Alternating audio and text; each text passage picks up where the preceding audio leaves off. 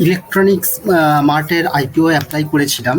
12 তারিখ অ্যালটমেন্ট দেওয়ার কথা ছিল, আজ 13 তারিখ। কালকে সারাদিন চেক করার পরেও দেখা যায়নি। তো আজকে 13 তারিখ, আমি সকাল এখন 10টা বাজে। তো দেখা যাক আইপিও স্ট্যাটাস কী দেখাচ্ছে। তো আমরা সার্চ করছি কে ফিনটেক আইপিও স্ট্যাটাস। কে ফিনটেক আইপিও স্ট্যাটাস, এই আইপিও অ্যালটমেন্ট স্ট্যাটাসে ক্লিক করলাম। কে ফিনটেকের সাইটে অনেকগুলো লিঙ্ক আছে, যে কোনো একটা লিঙ্কে আমি যাচ্ছি, লিঙ্ক 1। এখানে বলছে select IPO electronics mart India limited. এটা দেখাচ্ছিল না আগে, তো এখন দেখছি দেখাচ্ছে। দেখা যাক স্ট্যাটাস কি দেখায়। সেখান থেকে 3টে অপশান আছে এখানে, অ্যাপ্লিকেশন নাম্বার, ডিমাট অ্যাকাউন্ট আর প্যান। আমি প্যান দিয়ে ঢুকছি, প্যান এন্টার করলাম।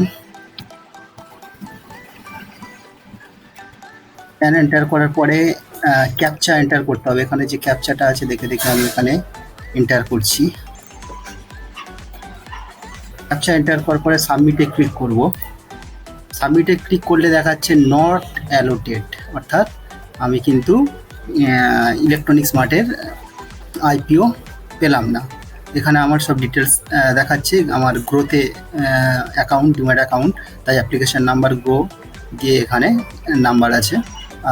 নাম, আমার নাম দেখাচ্ছে, ক্লায়েন্ট আইডি দেখাচ্ছে। অ্যাপ্লাইড 254টা শেয়ার একটা লট ছিল, তার জন্য অ্যাপ্লাই করতে হয়েছিল।